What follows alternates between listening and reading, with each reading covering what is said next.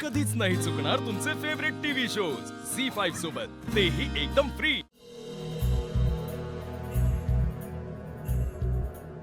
नका ना वागू अधिपती माझ्याशी। तुम्ही बी नका वागवास। काय वागले मी? जे काही करायचंय ते सगळं भुवनेश्वरी मॅडमनी केलंय। अधिपती तुम्हाला अजूनही कळत नाहीये, माझं ऐका। जोपर्यंत भुवनेश्वरी मॅडम या घरात आहे तोपर्यंत बस करा मस्तरीन बाई, बस करा। तुम्हाला जर आमच्या आई साहेबांचा एवढा प्रॉब्लेम असेल, आमच्या आई साहेबांसंग तुम्ही या एका छताखाली राहू शकत नसाल ना, तर तुम्हाला वाटेल ते करा। वाटेल ते खरं म्हणजे एवढं न कळण्या इतपत काही येड्या नाहीये तुम्ही। जर तुमचं त्यांच्या संग पटतच नसेल आणि तुम्हाला त्या नकोच असतील ना, तर तुम्हाला तुमचा मार्ग मोकळा।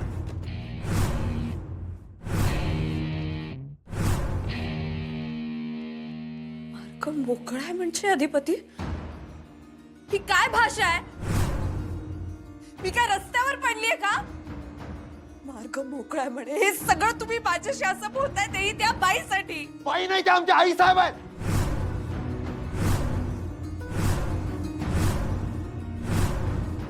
आणि आमच्या आई साहेबांसाठी मी काय वाटेल ते करू शकतो। या घरातनं त्यासनी बाहेर काढण्याचे प्रयत्न मी लहान असताना बी झाले आणि मी तेव्हा बी ते हाणून पडले होते।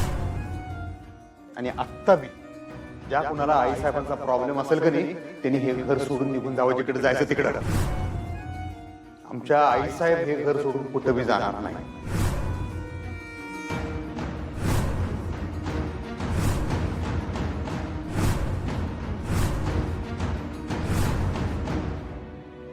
जे केलंयस, जे वागलीयस, त्याची जरा सुद्धा लाज शरम काही नाही ना?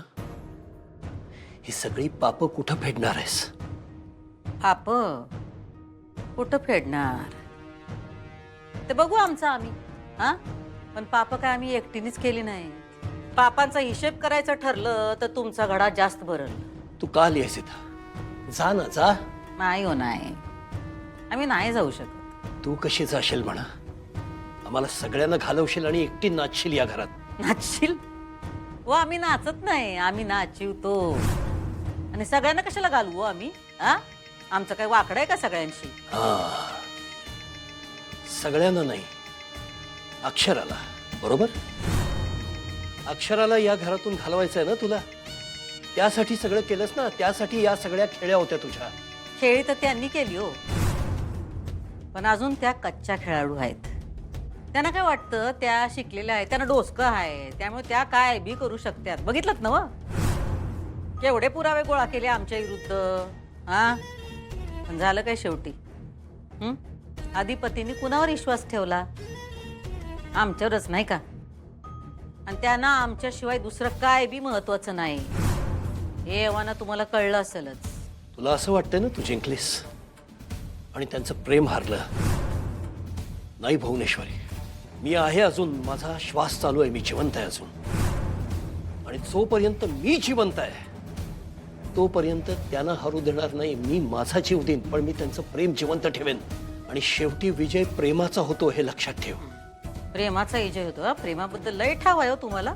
हा, त्यांचं प्रेम ते प्रेम आणि आमचं प्रेम काय केरसुनी? अगं तुझं प्रेम नाहीच आहे, तुझं प्रेम म्हणजे फक्त सूड आहे, सूड। तू सूड उगवलायस माझ्यावर आणि अजूनही तुझं समाधान झालेलं नाही ना? भुवनेश्वरी, माझा तळतळाट लागेल तुला, माझा शाप लागेल तुला, आयुष्यभर एकटी राहशील तू। ठीक आहे, ठीक आहे, आमच्या नशिबात ते असेल तर तेच होईल। पण एक लक्षात ठेवा, तुमची बायको म्हणून नाही, पण अधिपतींची आई म्हणून मरू आम्ही, ते जास्त आवडेल आम्हाला।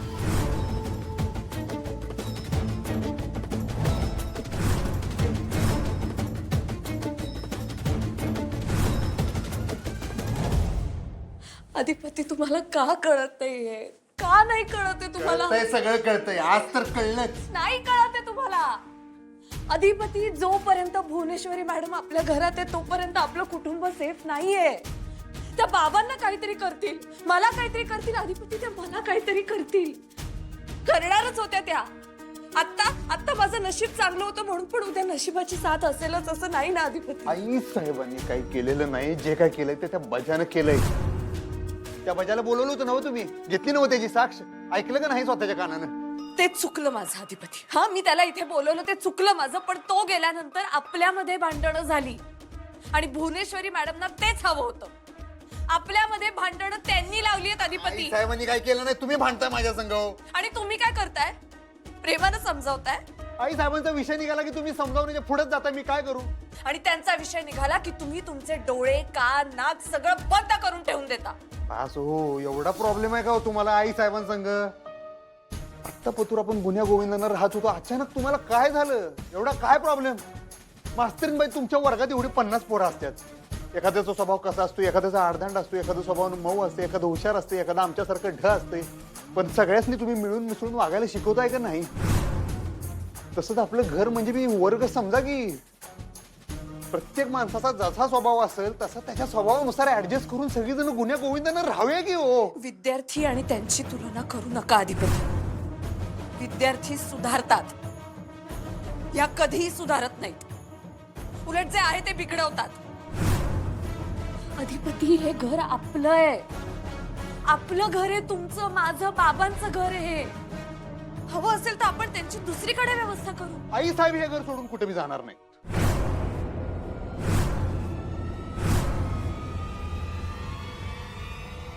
आणि मी त्यांच्या बरोबर या घरात राहणार नाही.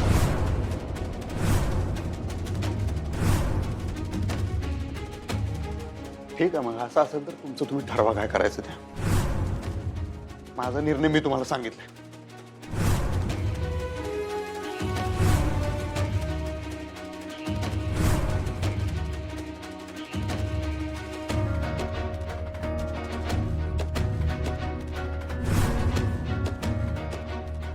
ज्या कुणाला आई साहेबांचा प्रॉब्लेम असेल कधी त्यांनी हे घर सोडून निघून जावं, जिकडे जायचं तिकडे.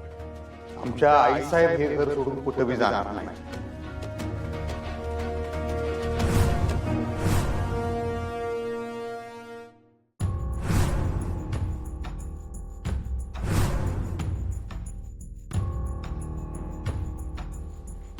अगं, अशी अंधारात का बसलीस बाळा?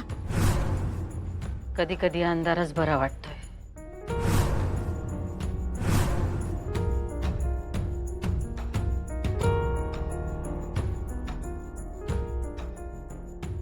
राव दे ग अंधार आई.